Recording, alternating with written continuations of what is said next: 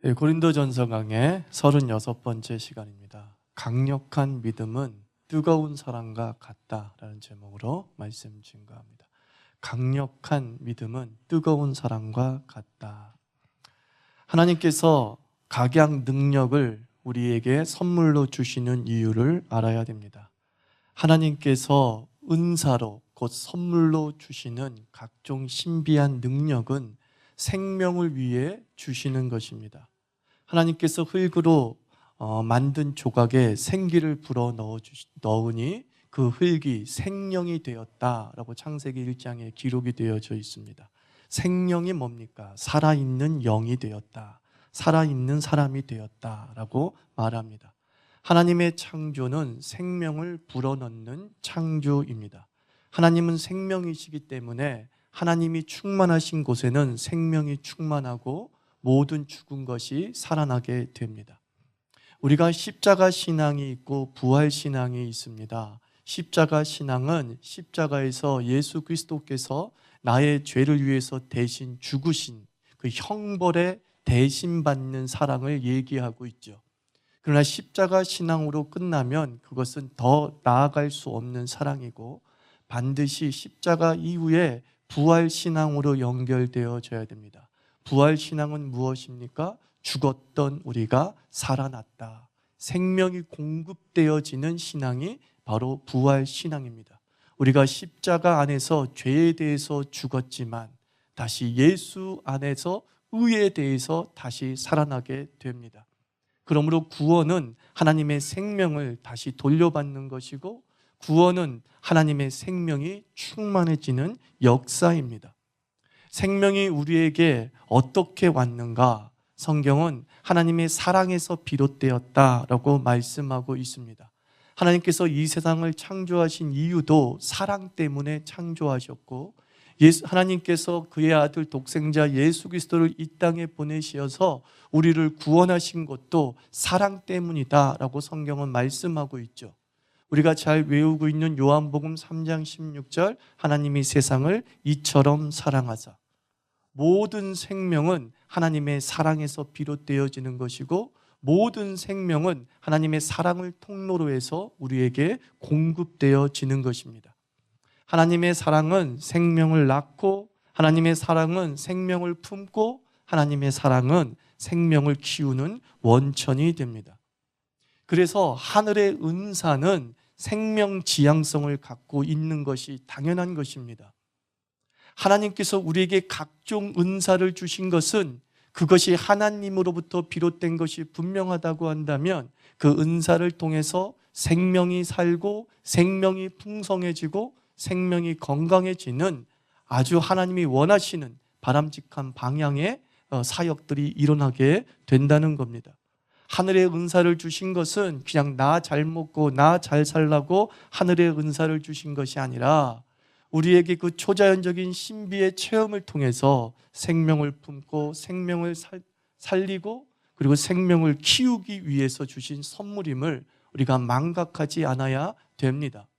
그래서 고린도전서 12장에서 그것을 영어로 우리는 커먼 굿이라고 얘기했습니다. 공동의 유익, 공동체에 힘을 불어넣어 줄 때에 은사의 목적을 성실하게 감당하고 있는 겁니다.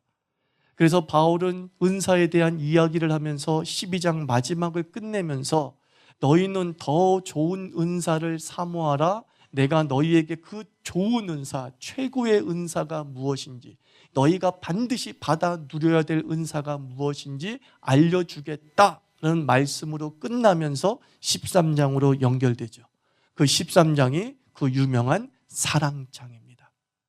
12장 마지막 절과 13장은 하나로 연결되어져야지만이 이해될 수 있는 것이지 12장을 떨어뜨려 놓고 13장을 읽으면 그냥 사랑에 대한 이야기일 뿐입니다.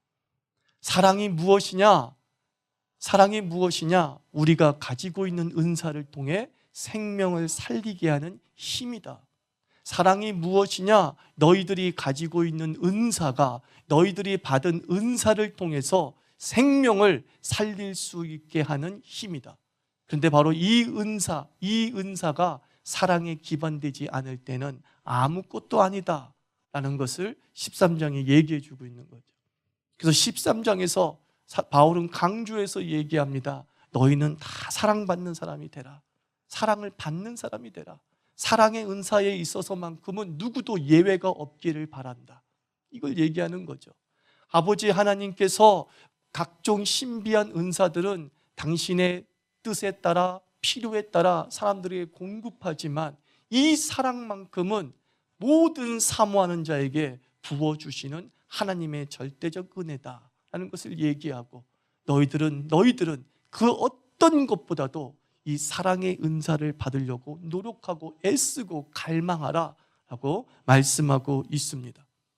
13장을 출발하면서 바울은 사랑 없는 은사의 무용성에 대해서 먼저 말하기 시작합니다. 1절을 보면 웅변의 능력을 말하고 있지 않습니까? 내가 사람의 방언과 천사의 말을 할지라도, 그러니까 입술에 달린 말이 힘이 있고 권세가 있는 사람이 있다는 거죠. 그런데 그 입술에 권세를 가지고 있는 사람이 사랑이 없으면 입에서 나오는 모든 말이 무엇과 같다? 소리나는 징과 꽹과리와 같다. 뭐예요? 소음이다 라고 말하고 있습니다. 히틀러는 대단한 웅변가였습니다. 선동가였습니다. 그 사람이 말할 때 수백만과 수천 명의 독일 사람들이 흥분하며 히틀러가 원하는 방향으로 몰고 갈 정도의 대단한 연설가였습니다. 그러나 그 대단한 연설가인 히틀러에게 하나 없는 것이 있었으니 사랑이 없었던 것이죠. 인류애가 없었던 것이죠. 사랑이 없던 그 히틀러의 대단한 웅변의 결과가 무엇이었습니까? 유럽을 전쟁의 도가니로 몰고 가서 수천만 명의 사상자를 낳게 하고 아우슈비츠라고 하는 유태인 생명 말살로 이어지고 말았습니다. 선전선동의 능력이 사랑이 없을 때 생명을 낳는 것이 아니라 생명을 죽이는 쪽으로 작용한다는 것을 역사는 이렇게 증명하고 있습니다.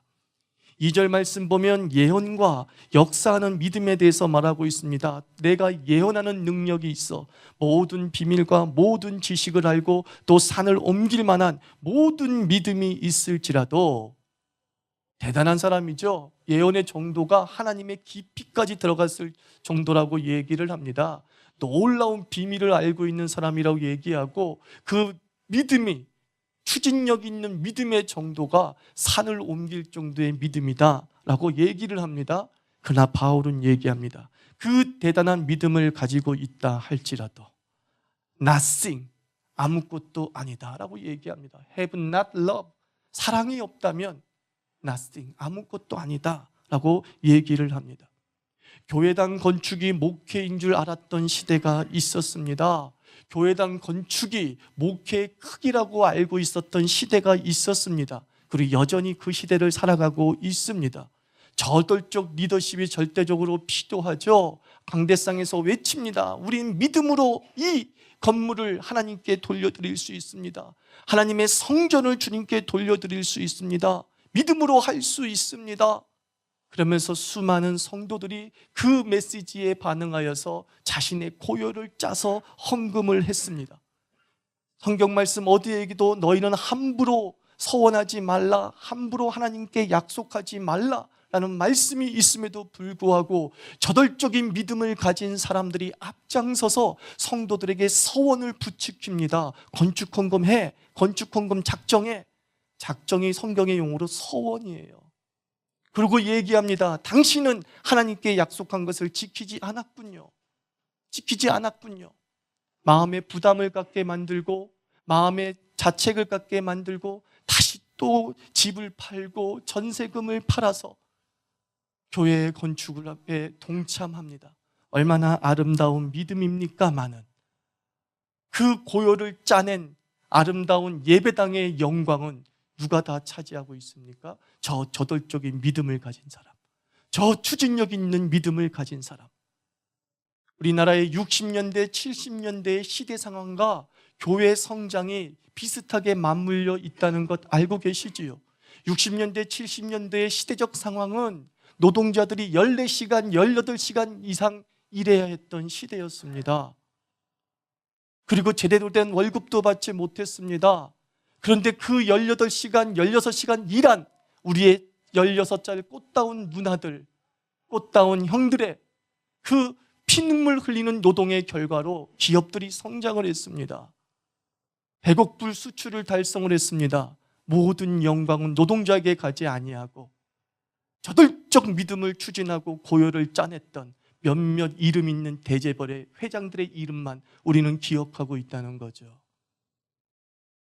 그 시대의 부작용을 우리는 오랫동안 알고 있지 않습니까? 사랑이 없는 저돌적 리더십이 생명을 살리기보다는 고요를 짜내고 있는 모습을 우리는 곳곳에서 발견할 수 있다는 거예요.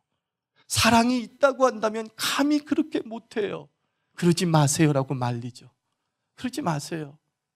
당신도 살아야죠. 당신도 살아야죠. 이게 사랑이 있는 목사의 마음 아닐까요? 그러나 사랑이 없을 때에는 오직 무엇만 보입니까? 성취만 보이는 것이죠.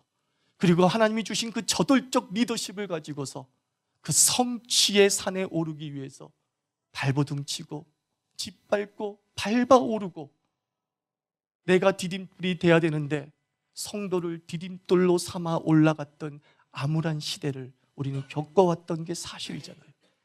우리 그러지 말자고 자유교회 세운 거잖아요.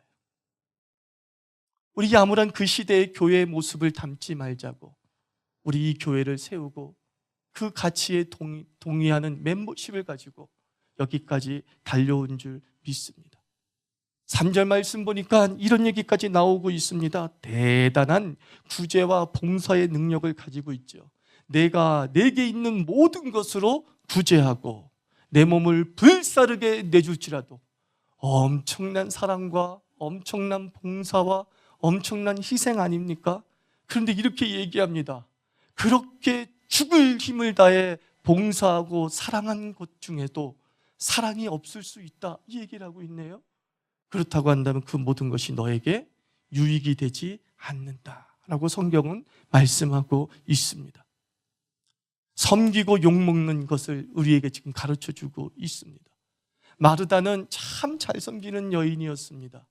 그런데 어느 날 예수님을 자기 스스로 초청을 해서 예수님을 위해서 맛있게 음식을 준비하고 있는데 여동생 마리아가 부엌에서 일하지 않고 예수님의 발 앞에 떡하니 앉아서 예수님의 말씀을 즐겨 듣는 모습을 보았을 때 순간 마리아에게 질투가 작용했어요. 질투란 말은 뭐예요? 마리아에 대한, 자기 여동생에 대한 사랑이 사라졌다, 그런 뜻이에요. 자기의 여동생에 대한 사랑이 쑥 사라지고 있는 그 순간 갑자기 자기가 섬기고 있는 일이 너무 싫은 거죠. 그래서 투덜투덜 거립니다. 하나님, 예수님 이럴 수 있습니까? 나는 고생하고 수고하고 있는데 내 여동생, 저거 철없는 여동생을 좀 보세요. 근데 예수님이 의외로 마르다를 칭찬하지 않습니다. 마리아를 혼내지도 않습니다. 도리어 그냥 마르다를 약간 질책하듯이 얘기하는 거예요. 섬김을 질책하는 것이 아니라 그 섬김의 태도에 대해서 안타까워 하시는 것이죠. 야, 너 이왕 하려면 재밌게 끝까지 즐겁게 하면 좋았을 걸. 왜 중간에 시험에 빠져가지고 사랑 없는 마음으로 마리아를 바라보니? 네가 나를 사랑하는 마음으로 이 식사를 초대했던 그 사랑의 마음을 그대로 가지고 있었다면 너도 행복하고 우리도 행복하고 다 즐거웠을 텐데, 너가 순간 밀려온 사랑 없는 마음, 마르다를 사랑 없이 바라보는 그 마음 때문에 네 봉사 다 헛수고 됐잖아. 네 섬김 다 헛수고 됐잖아. 알아주지 않는다고 투덜거리다가 사람들이 얘기하잖아. 뭐라고 얘기해요? 쟤는 꼭 인정받으려고 그래. 그건 아니었잖아. 그런데 저 순간에 그 사랑 없는 때문에 네 모든 봉사가 뭐예요? 저평가받고 있지 않니? 예수님께서 그렇게 말씀하신다고 생각을 합니다. 부모의 섬김이 지속적인 이유가 무엇입니까? 삼시세끼를 꼬박꼬박 챙겨주는 그 부모의 지속적인 섬김은 어디에서 비롯되는 것입니까? 자녀에 대한 사랑이죠. 그 자녀에 대한 사랑이 25년 동안 우리 아이들을 키움에도 불구하고 지겹지가 않은 거예요. 지겹지가 않은 거예요. 25년 동안 끊이지 아니하고 밥상을 공급해 줄 수 있는 힘은 어디에 있나요? 사랑에 있다는 것을 우리에게 말하고 있습니다. 여러분, 여러분의 섬김이 헛되지 않기를 축원합니다. 그러려면 항상 사랑의 동인을 가지고 있어야 돼요. 사랑의 동인. 이거 교회를 사랑해서야, 내 교인을 사랑해서야, 내 제자를 사랑해서야 이 사랑을 끊임없이 나에게 공급해 주시기를 주께 기도해야 돼요. 하나님 아버지, 내가 이 봉사를 할 때에 이런 재능이 있기 때문에 이 봉사를 하는 것이 아니라 내가 사랑하기 때문에 봉사하는 마음을 갖게 해 주옵소서. 이거예요. 내가 이 부분을 잘하기 때문에 교사를 맡은 것이 아니라 하나님, 내가 나의 이 어린 세대를 사랑하기 때문에 내가 교사를 맡은 건 줄 압니다. 사랑이 얼마나 중요한지, 낫싱이 되는 인생이 되는 것이 얼마나 비극스러운지를 성경은 우리에게 얘기하고 있습니다. 사랑이 담긴 은사는 생명을 불어넣고 그리고 나를 살리는 것이에요. 구원이 뭘까요? 구원을 성경 전체에서 하나님과 나와의 관계 속에서 풀어본다면 구원은 이렇게 설명할 수 있어요. 구원은 사랑받고 사랑하는 것, 그게 구원이에요. 구원은 사랑받는 것입니다. 하나님께서 우리를 얼마나 사랑하시는지요. 독생자 예수 그리스도를 죽이시기까지 나를 사랑하시는 그 사랑을 받는 거예요. 믿음이 없다는 것은 무엇이냐면 그 하나님의 사랑을 자꾸 안 받으려고 하는 거죠. 거절하려고 하는 것이죠. 나는 당신 사랑 받아가지고 괜히 빚지고 싶지 않아. 마음에 빚지고 싶지 않아. 나 그만 사랑해. 그런 사람이 있더라고요. 그런 사람이 있더라고요. 근데 하나님과의 관계 속에서도 하나님은 우리를 부르신 첫 번째 목적이 자기가 갖고 있는 사랑을 주기 위함이거든요. 내 사랑 좀 받아라 이놈아. 내가 이건 너무 주체할 수가 없어. 내 사랑 좀 듬뿍 받아라. 듬뿍 받아라.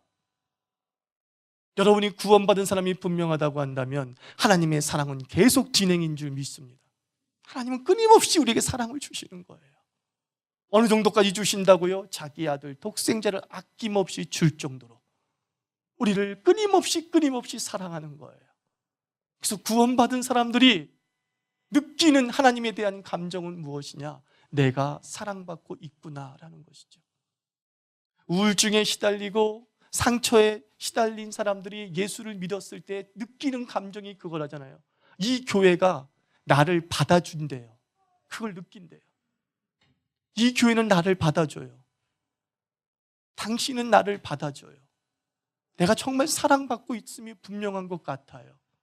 만약에 우리의 초신자들에게 이런 고백이 나온다면 우리는 진짜 교회인 거예요. 이게 진짜 예수 닮은 교회이죠. 그리고 저는 여러분들에게 처음 교회 등록했을 때 그런 말씀 많이 했을 거예요. 뭘 하려고 하지 마세요. 그냥 우리 교회를 누리세요. 사랑 충만히 받으세요. 그게 먼저예요. 그 사랑받음이 충만해야 건강한 신앙 성장이 이루어져요. 그러나 그 사랑받음을 느끼지 못한 상태 속에서 예수를 믿는다라고 말한다면 저는 감히 이렇게 말씀드리고 싶어요. 그게 진짜 신앙 고백일까라는 거예요. 정말 하나님 만난 사람은, 예수 그리스도의 십자가의 구원의 은혜를 깨달은 사람은 내가 사랑받는다는 걸 알아요. 그래서 찬송가, 이런 찬송가를 좋아하잖아요. 예수 사랑하심은 거룩하신 말일세. 그 다음에 후렴구가 뭐죠? 날 사랑하심, 날 사랑하심. 어디에 써 있어요? 성경에 써 있네. 날 사랑하심을 계속 성경을 통해서 깨달아가는 거예요. 말씀을 읽을 때마다 날 사랑하시는구나, 날 사랑하시는구나, 이거 깨닫는 거예요. 와, 내가 엄청나게 사랑받는 존재구나. 이것이 바로 구원이라는 거예요. 그리고 그 사랑받는 사람이 이제 어떻게 돼요? 사랑하는 사람이 되는 거예요. 그게 구원이에요. 사랑받음을 충분히 누리고, 그리고 그 사랑이 너무 많이 받아서 흘러 넘쳐 주체할 수 없을 정도로 우리 인생의 뚝을 넘고 울타리를 넘어 온 세상까지 퍼져나가게 하는 사랑하는 사람이 되는 것이죠. 그래서 믿음은 사랑과 정비례하는 거예요. 강력한 믿음을 가진 사람은 뜨거운 사랑을 할 수밖에 없는 거예요. 하나님의 살아계심을 믿고 그분의 전능하심을 믿고 그분의 사랑하심을 믿는 강력한 믿음을 가진 사람이라고 한다면 그 안에 주체할 수 없는 활화산 같은 마그마가 폭발하게 되는 것이죠. 믿음과 사랑은 별개의 것이 아니에요. 네가 믿음 있음을 보이라 라고 하는 그 말씀은 무슨 뜻이에요? 네가 지금 누구를 사랑하느냐? 이걸 물으시는 거예요. 네 인생 속에서 얼마나 많이 하나님을 사랑하고 내가 창조한 이 피조 세계를 사랑하느냐? 그것이 곧 예수님의 도전인 거예요. 믿음 있는 것을 나에게 보이라. 우리는 믿음을 뭘로 보여줘야 된다고요? 사랑으로 보여주는 거예요. 내가 얼마나 강력한 믿음을 가진지는 사랑으로 보여주는 거예요. 사랑으로. 허물을 덮어주고 이해하고 품어주고 용서하고 끊임없이 그 아픔에 공감하고 함께 기뻐하는 사랑의 표현을 통하여서 우리는 내 강력한 믿음을 보여주는 거예요. 믿음은 추상적이지 않아요. 매우 구체적이에요. 그래서 나중에 우리가 사랑은 무엇이다, 사랑은 무엇이다는 정의를 읽어보면 이것은 마치 이것과 똑같은 거예요. 믿음은 이렇게 드러나고 믿음은 이렇게 드러나고 믿음은 이렇게 드러나고. 믿음은 매우 추상적인 용어이지만 그 믿음을 보여주는 행위인 사랑은 매우 구체적이다라는 거예요. 그것이 뒤에 이야기임을 기억하십시오. 그래서 주님께서 제자를 사랑하셨습니다. 그리고 발을 씻겨주셨습니다. 그때 예수님께서 뭐라고 말씀했습니까? 너희도 가서 이와 같이 하라. 무슨 뜻이에요? 너희도 나처럼 사랑을 주는 사람이 되라는 거죠. 사랑하는 사람이 되라는 거죠. 그리고 너희는 사랑하는 사람이 될 수 있다고 하나님께서 제자들을 믿으신 것입니다. 구원은 사랑을 받음으로 기쁨을 누리고 또 구원은 사랑함으로 그 기쁨을 배가시켜 나가는 거죠. 재생산시켜 나가는 겁니다. 얼마 전에 저희 어머니 5주기 가족 예배를 저희 교회에서 우리 형제들과 함께 모여서 예배를 드렸습니다. 제가 이제 설교를 하면서 이제 저도 지천명이 넘었다고 52세가 돼서 만으로 해도 이젠 더 이상 40으로 돌아갈 수 없는 50이 됐다. 그러면서 이렇게 얘기했어요. 저도 이제 50이 됐다는 얘기는 이제 우리 가족에게는 아이가 없다는 뜻입니다. 더 이상 막내조차도 이제 아이가 아니라 완전한 어른이 되었습니다. 저는 우리 가족이 좀 어른다운 나이듦이 있었으면 좋겠어요. 좀 원숙한 어른이 되었으면 좋겠어요. 세상을 보면 나이 들수록 좁아지고 움켜쥐려고 하지 않습니까? 이상하게 나이 들면 들수록 이해하기보다 이해받으려는 아집이 생겨서 왜 이렇게 섭섭증이 많이 몰려오는지요. 나이 들면 이제 좀 원숙해져서 그런 것쯤은 초탈할 수 있는 나이라고 생각하는데 이상하게 다 겪었던 이야기들이 다 겪었던 경험들이 50에 반복되고 60에 반복되어져요. 그러면 40에 겪었기 때문에 30에 겪었기 때문에 그런 것 좀 하고 초탈할 수 있었을 터인데 겪었던 그 일을 더 이상 초탈을 못하는 우리를 보지 않습니까? 언제 애들이 내 말 잘 들었나요? 여전히 말 안 듣는 건데 왜 이렇게 섭섭하죠? 왜 이렇게 화가 나죠? 언제 내 옆에 있는 사람이 내 편이었던 적 있나요? 남편이? 근데 갑자기 50이 넘으면 왜 이렇게 이 남편이 죽도록 미워지죠? 이상해요. 나이 들수록 우리는 굉장히 좁아져요. 나이 들수록 사랑이 커지는 게 아니라 사랑이 좁쌀만해지더라고요. 그래서 가족들에게 얘기했어요. 우리 좀 원숙한 사랑을 하자. 좀 원숙한 어른이 됐으면 좋겠습니다. 그랬어요. 원숙한 어른, 멋진 어른으로 늙어갑시다. 그랬어요. 미국에 있을 때 책을 한 권 갖고 갔는데 박남준이라는 시인의 책을 가져가서 읽었어요. 거기 보니까 아름다운 관계라고 하는 시를 읽으면서 성경에 감동을 받듯이 내가 감동을 받았어요. 읽어드릴게요. 아니죠. 시는 읽어드린다는 게 아니죠. 읊을게요. 읊는다 그죠? 읊는다 그죠? 바람 위에 소나무가 저렇게 바위 위에 소나무가 저렇게 싱싱하다니. 사람들은 모르지 처음엔 이끼들도 살 수 없었어. 아무것도 키울 수 없던 불모의 바위였지. 작은 풀씨들이 날아와 싹을 틔웠지만 이내 말라버리고 말았어. 돌도 늙어야 푸만이 너른 법. 오랜 날이 흘러서야 알게 되었지. 그래, 아름다운 일이란 때로 늙어갈 수 있기 때문이야. 흐르고 흘렀던가 바람에 솔씨 하나 날아와 안겼지. 이끼들과 마른 풀들의 틈으로 그 작은 것이 뿌리를 내리더니 비가 오면 바위는 조금이라도 더 빗물을 받으려 굳은 몸을 안타깝게 이리저리 틀었지. 사랑이었지. 가득 찬 마음으로 일어나는 사랑. 그리하여 소나무는 자라나 푸른 그늘을 들이우고 바람을 타고 굽이치는 강물 소리 흐르게 하고 새들을 불러 모아 노랫소리 들려주고 뒤돌아본다. 산다는 일이 그런 것이라면 삶의 어느 구비에 나 풀꽃 한 포기를 위해 몸에 한 편 내어준 적 있었는가? 피워본 적 있었던가? 저는 이게 와닿더라고요. 몸에 한 편 내어준 적 있었던가? 바위가 나이 드니까 소나무를 품더라는 거예요. 그리고 자기 몸 한 편 내어주더라는 거예요. 우리 사랑하는 자유개교인들 여러분들 믿음이 커지기를 원하십니까? 강력한 믿음을 갖기를 원하십니까? 시인은 우리에게 이렇게 부탁해요. 몸에 한 편 내어주는 것만큼 대단한 믿음이 어디 있겠냐는 거예요. 나이 들수록 속 좁아지지 맙시다. 나이 들수록 좁쌀 영감되지 맙시다. 예수 믿으면 믿을수록 예수 사랑 충만해져서 우리가 가진 은사가 낫승이 되는 것이 아니라 우리가 가진 은사가 썸씽이 돼야 되지 않겠습니까? 무엇인가를 이루게 하는 힘이 돼야죠. 나의 언변과 나의 예언의 능력과 나의 섬김의 능력과 나의 모든 초자연적인 하늘의 은사가 낫싱으로 끝나지 않고 썸씽이 되게 하는 것, 그것이 바로 사랑이라는 거예요.